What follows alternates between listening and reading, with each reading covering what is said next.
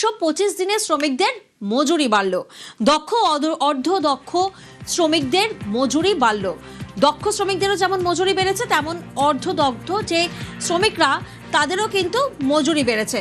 আজ বৈঠক ছিল কেন্দ্রীয় কৃষিমন্ত্রী ও মুখ্যমন্ত্রীর, এবং সেই বৈঠকে এই সিদ্ধান্ত নেওয়া হয়েছে। সোমরাজ প্রতিনিধি আমাদের সঙ্গে রয়েছেন, সরাসরি সোমরাজের থেকে একবার জানবো। সোমরাজ, পালা বদলের বঙ্গে আমরা দেখছি ডাবল ইঞ্জিনের গতি, সেক্ষেত্রে একাধিক যে প্রকল্প বা একাধিক উন্নয়নমূলক কাজ বা একাধিক মেজর সিদ্ধান্ত নেওয়া হচ্ছে, এটি তার মধ্যে আরো একটা অন্যতম যে শ্রমিকদের মজুরি বাড়লো। কত টাকা বাড়লো, বেড়ে কত টাকা হলো? একদমই, দেখো, এটা একটা অন্যতম সিদ্ধান্ত। তার কারণ 125 দিনের কাজ যেখানে শুরু হয়েছে সেখানে দক্ষ শ্রমিক এবং অর্ধদক্ষ শ্রমিক, অর্থাৎ যাদেরকে সেমি স্কিল্ড বলা হয় এবং স্কিল্ড বলা হয়, মূলত এই যে 125 দিনের যে কাজ তা 3 ধরনের শ্রমিক করে। একটা হচ্ছে অদক্ষ শ্রমিক, একটা হচ্ছে অর্ধদক্ষ অর্থাৎ সেমি স্কিল্ড, এবং একটা হচ্ছে দক্ষ। তুমি জানো ইতিমধ্যে কেন্দ্রীয় সরকারের তরফে যারা অদক্ষ শ্রমিক, আনস্কিল্ড যাদের বলা হয়, তাদের ইতিমধ্যেই মজুরি বাড়ানোর নির্দেশিকা কেন্দ্রীয় সরকারের তরফে করা হয়েছিল।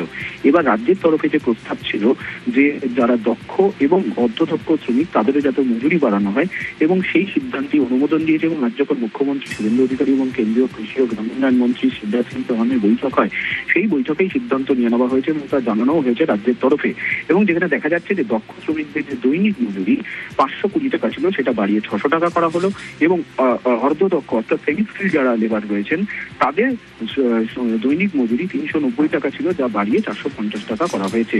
এবং আজ যখন বৈঠক হয় সেই বৈঠকের সময়ও এই সিদ্ধান্তের কথা ঘোষণা করা হয়েছে। দেখো, রাজ্যেরই এটা প্রস্তাব ছিল যাতে দক্ষ শ্রমিক এবং অর্ধদক্ষ শ্রমিকদের মজুরিও বাড়ানো হয়, এবং সেই প্রস্তাবই অনুমোদন দিয়েছে কেন্দ্র। একেবারেই দক্ষ শ্রমিকদের মজুরি ছিল 520 টাকা, এবং আপনাদেরকে জানাবো অর্ধদক্ষ শ্রমিকদের মজুরি বেড়ে 450 টাকা, অর্থাৎ 125 দিনে শ্রমিকদের মজুরি বাড়লো। দক্ষ শ্রমিকদের মজুরি বেড়ে 600 টাকা, দক্ষ শ্রমিকদের মজুরি ছিল 520 টাকা, অর্ধদক্ষ শ্রমিকদের মজুরি বেড়ে 450 টাকা, তাদের মজুরি ছিল 390 টাকা। 125 দিনের কাজ, ইতিমধ্যে 2,56,00,000 কার্ড, জব কার্ড চিহ্নিত হয়েছেন। আরো যারা প্রাপক আবেদন করলে তাদের কার্ডও অনুমোদন করার নীতিগত সিদ্ধান্ত তিনি আধিকারিকদের নিতে দায়িত্ব দিয়েছেন। অর্থাৎ হাতে কাজ অদক্ষ শ্রমিকের ক্ষেত্রে 300, সেমি স্কিল্ডের ক্ষেত্রে 450 এবং স্কিল্ডের ক্ষেত্রে 600 টাকা, 125 दिनों काज। विकसित भारत बिना पश्चिम बंगाल के विकसित हुए नहीं बन सकता।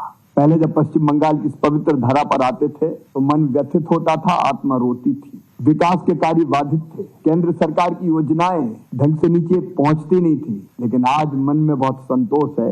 प्रधानमंत्री जी के मार्गदर्शन में, शुभेंदु जी के नेतृत्व में अब पश्चिम बंगाल प्रगति और विकास की नई ऊंचाइयां छूने का सफर प्रारंभ कर चुका है। पश्चिम बंगाल के विकास में भारत सरकार कोई कसर नहीं छोड़ेगी। कदम से कदम और कंधे से कंधा मिलाकर डबल इंजन की सरकार चलेगी और पश्चिम बंगाल प्रगति और विकास में देश में नंबर 1 बने, इसमें कोई कसर नहीं छोड़ेंगे।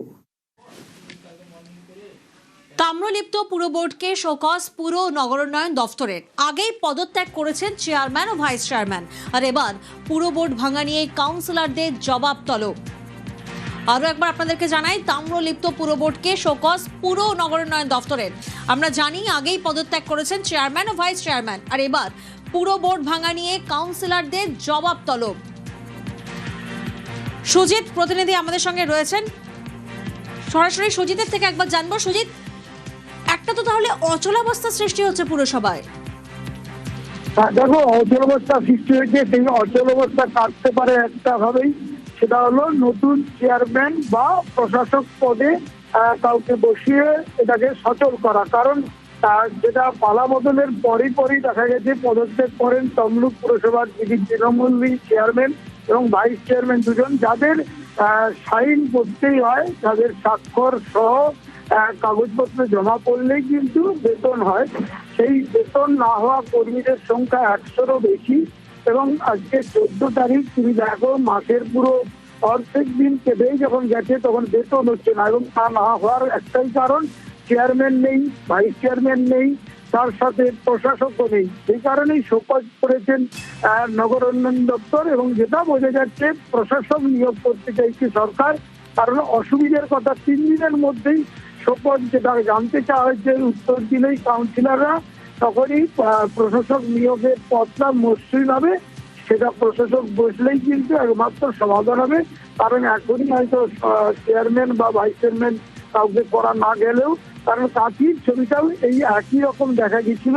কাঁথিকেও প্রশাসনের পরই সচল হয়েছে পুরসভা, কারণ তৃণমূল পরিচালিত পুরসভাগুলোতে চেয়ারম্যান ভাইস চেয়ারম্যান কোথাও পদত্যাগ করছেন, কোথাও তারা আসছেন না। এই যে একটা সমস্যা, সেটা কিন্তু ফেস করছে তাম্রলিপ্ত পুরসভার কর্মীরা। তার ফলেই এই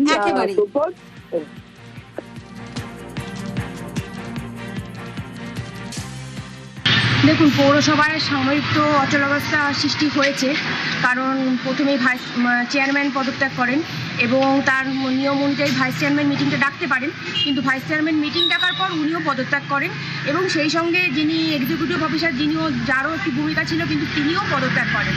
তো সাময়িক একটা অচলাবস্থা সৃষ্টি হয়েছে, কিন্তু আশা করি এটা দ্রুতই তার সমাধান হবে। আর এবার একটা ছবি দেখাবো আপনাদেরকে। মহিলা সমবায় সমিতির প্রধানকে মারধর, ডিম ছোড়া হয়, অফিস ঘেরাও করে বিক্ষোভ দেখান মহিলারা। এই ছবি হাওড়ার জগৎবল্লভপুরের মাজো পঞ্চায়েতের ঘটনা। সমবায় সমিতির প্রধানের বিরুদ্ধে একাধিক অভিযোগ, বুড়ি বুড়ি অভিযোগ, আর তাই বিক্ষোভ দেখাচ্ছেন মহিলারা।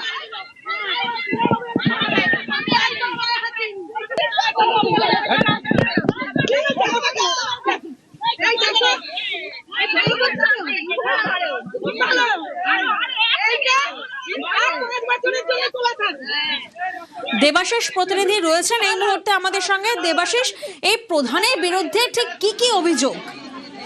দেখো, মূলত যে অভিযোগ তা হচ্ছে এই সমবায় দপ্তর, রাজ্য সমবায় দপ্তরের পরিচালিত এই যে স্বনির্ভর গোষ্ঠীর মহিলাদের জন্য একটি সমিতি, যেখানে স্বনির্ভর গোষ্ঠীতে যারা থাকেন তাদেরকে মুরগি, হাঁস এমনকি অঙ্গনবাড়ি কর্মীদের বিভিন্ন জিনিসপত্র দিয়ে তাদেরকে সাহায্য করার কাজ। তবে এই যে প্রধান বা এখানকার যে কর্মচারীরা ছিলেন, দীর্ঘদিন ধরে তাদের বিরুদ্ধে অভিযোগ, কার্যত যাদের পাওয়ার কথা ছিল যোগ্য মহিলারা যারা স্বনির্ভর গোষ্ঠী চালান, তাদেরকে কোনো রকম কোনো সাহায্য করা হতো না।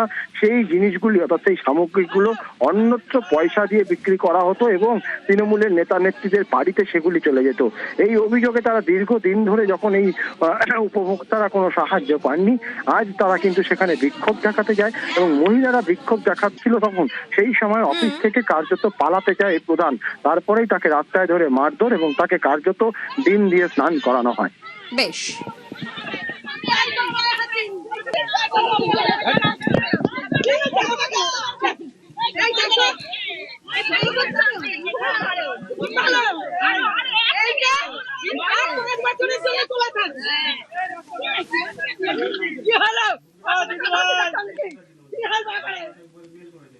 পালাবদলের বঙ্গে রাজ্যে দুর্নীতি বিরোধী অভিযান চলছে। সেই দুর্নীতি বিরোধী অভিযানে আমরা দেখছি তৃণমূল নেতাদের বিরুদ্ধে ভুরি ভুরি অভিযোগ সামনে আসছে। আরও একটা অভিযোগ সামনে এসেছে, যাত্রী প্রতীক্ষালয় দখল করে তৃণমূল অফিস। মালদার চাঁচল 1 ব্লকের মকদমপুরের এই ঘটনা। যাত্রী প্রতীক্ষালয় দখল করে নেওয়া হয়েছে আর দখল করে তৃণমূল অফিস করা হয়েছে। অভিযোগ জানেন কার বিরুদ্ধে? পঞ্চায়েতের তৃণমূল সভাপতির ছেলের বিরুদ্ধে এই অভিযোগ। সেবক প্রতিনিধি আমাদের সঙ্গে রয়েছেন। সেবক, ভুরি ভুরি অভিযোগ তো তৃণমূল নেতা, প্রাক্তন মন্ত্রী, প্রাক্তন বিধায়কদের বিরুদ্ধে সামনে আসছেই, কিন্তু একেবারে যাত্রী প্রতীক্ষালয় দখল করে তৃণমূল অফিস কতদিন আগে দখল করেছিল এই পঞ্চায়েতের তৃণমূল সভাপতির ছেলে? কতটা দাপুটে? দেখো, অত্যন্ত গুরুতর অভিযোগ, যে অভিযোগ স্থানীয় মানুষজন এনেছেন এবং তারা রীতিমতো বিক্ষোভ দেখান। কারণ মালদহের চাঁচল 1 ব্লকের এই মকদমপুর এলাকায় এখানে প্রায় 5 দশক আগে যাত্রী প্রতীক্ষালয় তৈরি হয়েছিল মানুষের সুবিধার জন্য। এখানে বাস ধরার আগে মানুষজন বিশ্রাম নিতেন।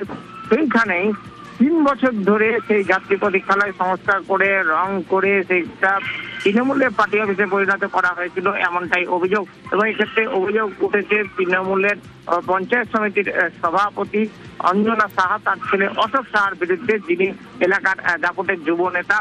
তার বিরুদ্ধে স্থানীয় মানুষজন ক্ষোভ প্রকাশ করেন যে যাত্রী প্রতীক্ষালয় সাধারণ মানুষকে ব্যবহার করতে দেওয়া হচ্ছে না। যদিও অভিযুক্ত এই নেতা তিনি অস্বীকার করছেন। তার দাবি যে পুলিশের ব্যবহারের জন্য ওই ঘর সংস্কার করা হয়েছিল, কিন্তু পুলিশ ব্যবহার করেনি। সেক্ষেত্রে স্থানীয় মানুষজন যদি এটা ব্যবহার করতে চান যাত্রী প্রতীক্ষালয় হিসেবে, তিনি চাবি হস্তান্তর করতে রাজি। কিন্তু প্রশ্ন উঠছে যে চাবি এখন হস্তান্তর করবেন কেন? এতদিন কেন তার নিজের দখলে রেখে দিলেন? ব্যক্তিগত মালিকানার সম্পত্তি নয়, এরপরেও মানে চাপে পড়ে এবার চাবি হস্তান্তর করতে চাইছেন। ধন্যবাদ সেবক। প্রথমে আমাদের মকদুমপুরবাসীকে বলা হয়েছিল এটা একটা প্রশাসনের মাধ্যমে সেভিককে বসানো হবে এবং মকদুমপুরের সর্বত্র সিসি ক্যামেরা, সিসি অপারেটর হিসাবে এই রুমটা ব্যবহৃত হবে। কিন্তু কোনো কিছু না হয়ে শুধুমাত্র হয়েছে পার্টি অফিস। কার পার্টি অফিস? টিএমসির পার্টি অফিস। এটা কি বিশ্রামাগার ছিল? হ্যাঁ, এটা বিশ্রামাগার ছিল। আমরা ছোট অবস্থায় দেখেছি এটা বিশ্রামাগার। আজ থেকে 3 বছর আগে থেকে আর বিশ্রামাগার নাই, উধাম। শুধু পার্টি অফিসে পরিণত শুধু নয়, এই জায়গাটাকে রাতে মদের ঠেক বলে উল্লেখ মানে ব্যবহার করে। কাদের পার্টি অফিস এটা? এটা টিএমসির পার্টি অফিস। কত সালে তৈরি হয়? এটা টিএমসির পার্টি অফিস মাত্র আপনার 2.5 থেকে 3 বছর আগেই তৈরি হয়েছে। আগে এটা কি ছিল? আগে বিশ্রাম ঘর ছিল। সরকারি ঘর বিল্ডিং ছিল, অযথা মেরামতের অভাব ছিল। আমরা পঞ্চায়েত সমিতি জেতার পর আমরা এখানে একটা বিল্ডিংটা রিপেয়ারিং স্কিম পঞ্চায়েত থেকে, ব্লক থেকে আমি ধরার পর আমি ঘরটাকে রিপেয়ারিং করি। ওটা ঘর রিপেয়ারিং করেছিলাম সেভিকতে থাকার জন্য। তারা কি থাকছে? না, বর্তমানে সেভিক আমার নিজের জেঠু দোকান আছে, ওই জেঠু দোকানে থাকে। ওদেরকে বলা হয়েছে এবং আইসি সাহেবকে আমরা এর আগে আইসি সাহেব ছিলেন না, চাবি অলরেডি চাবি আছে। আমিও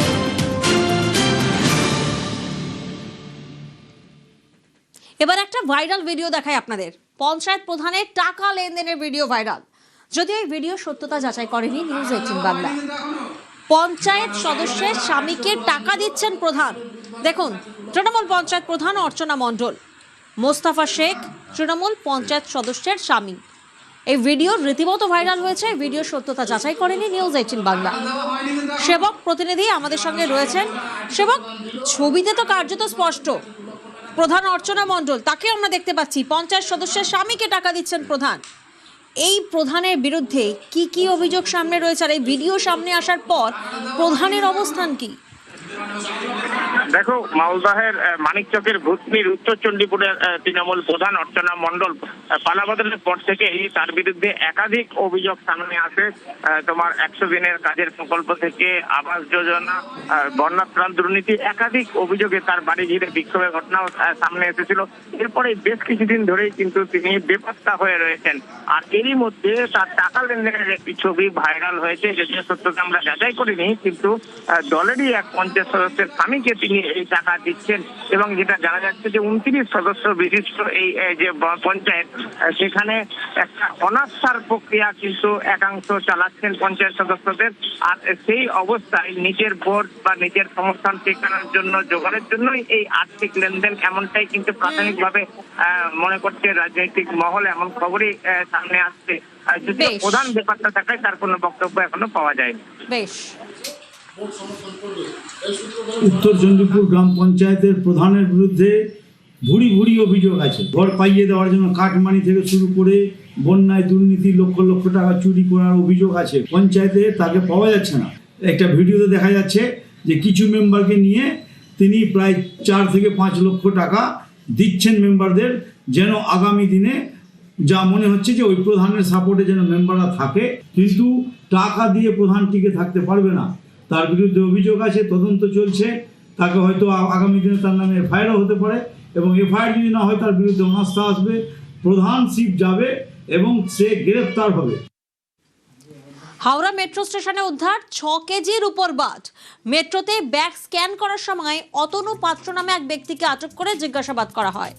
যে ছবি আপনারা দেখছেন, 6 কেজির উপর বাট হাওড়া মেট্রো স্টেশনে। মেট্রোতে যখন ব্যাগ স্ক্যান করা হচ্ছিল সেই সময় এক ব্যক্তির ব্যাগ থেকে উদ্ধার হয়। অতনু পাত্র তার নাম। দেবাশিস প্রতিনিধি আমাদের সঙ্গে রয়েছেন। দেবাশিস, অতনু পাত্রর কাছে প্রায় 6 কেজির উপর বাট কোথা থেকে এলো, কিভাবে এলো, জিজ্ঞাসাবাদে কি কি তথ্য জানা যাচ্ছে? দেখো, অবশ্যই 6 কেজির উপর বাট, যার বাজার আনুমানিক মূল্য প্রায় 14 লক্ষের বেশি।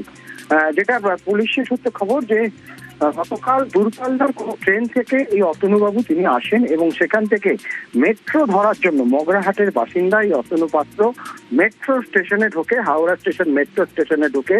যখন স্ক্যানারে ব্যাগ ঢোকায় তখনই সন্দেহ হয় কিছু ধাতব জিনিস দেখে। তারপরেই তাকে আটক করে জিজ্ঞাসাবাদ এবং তার ব্যাগ সার্চ করে প্রায় 6 কেজির মতন এই রূপোর বাট পাওয়া যায়। কিন্তু কোথা থেকে নিয়ে আসা হচ্ছিল এবং কোথায় নিয়ে যাওয়া হচ্ছিল তার কিন্তু যথেষ্ট সঠিক বক্তব্য সে কিন্তু অতনুবাবু রাখতে পারেনি। এবং এই যে রূপোর বাটগুলি নিয়ে আসা হচ্ছিল তার নির্দিষ্ট কোনো আইনি কাগজপত্র ছিল না। সেই কারণেই কিন্তু পুলিশের সন্দেহ পরবর্তীকালে তাকে গ্রেপ্তার করে। তার এই কোথা থেকে আসছিল, কোথায় নিয়ে যাওয়া হচ্ছিল, গোটাটাই তদন্ত করছে গোলাবাড়ি থানার পুলিশ।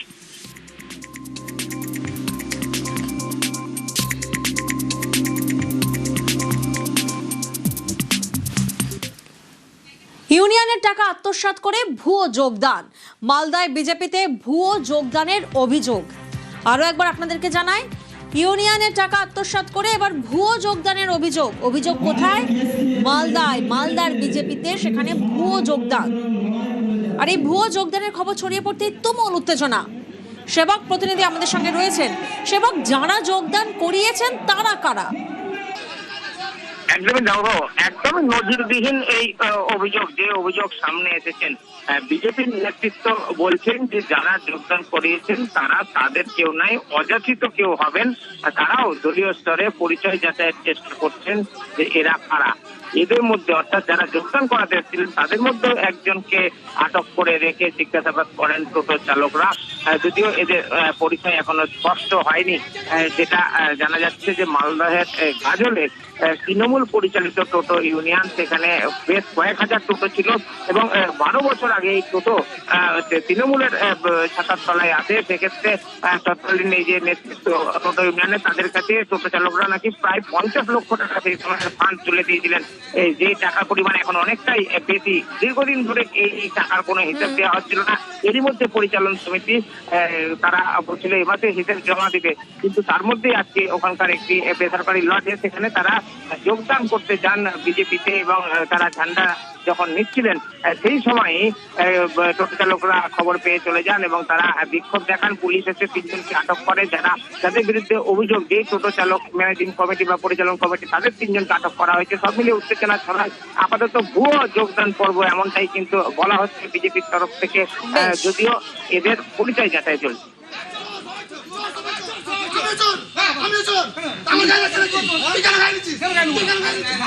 এদের এখন বর্তমান ইউনিয়নে কোটি কোটি টাকা আছে, তার মধ্যে মাথা 4-5টা আছে। বিজেপির নাম ভাঙিয়ে আজকে বিজেপি ইউনিয়নে যোগদান করছে। এই বিজেপি যে এখানে জয়েনটা করছে, বিজেপির কোনো লোকই নাই, সব ফাও। বিজেপির নাম ভাঙিয়ে বিজেপির লোগো লাগিয়ে এখানে হচ্ছে জয়েনিং করাতে, যে কোটি কোটি টাকা রাখা আছে সেই টাকাটা যেন এদের হাত ছাড়া না হয়। বিজেপির নাম ভাঙিয়ে আজকের দিনে কিছু অযাচিত লোক, যাদের কোনো রকম পরিচয় আমাদের কাছে জানা নেই, আইসিকে অর্ডার দিয়েছিলাম যত তাড়াতাড়ি পারুন আপনি এই সমস্ত অসামাজিক লোক কারা এসেছে, টাকা তুলছে তারা আজকের দিনে এসেছেন গাজলের মাটিতে, আর তাদেরকে ইমিডিয়েট অ্যারেস্ট করুন। দেখুন, আজকে বিজেপির নিজস্ব কোনো শ্রমিক সংগঠন নেই, যা আছে সেটা হচ্ছে ভারতীয় মজদুর সংঘ, তারাই করবেন। আর সেখানে যদি বিজেপির নাম ভাঙিয়ে এই ধরনের অযাচিত কেউ কোনো রকম কাজ করেন তাদের শাস্তি জেল হবে। দুর্গাপুরে তৃণমূল ও কংগ্রেসের অফিস ভাঙা হলো, সরকারের জমি দখল করে অবৈধ নির্মাণের অভিযোগ। আসানসোল দুর্গাপুর উন্নয়ন পর্ষদের অভিযান, কোক ওভেন ও নিউ টাউনশিপ থানা এলাকায় অভিযান। একাধিক অবৈধ নির্মাণ ভেঙে গুঁড়িয়ে দিল প্রশাসন।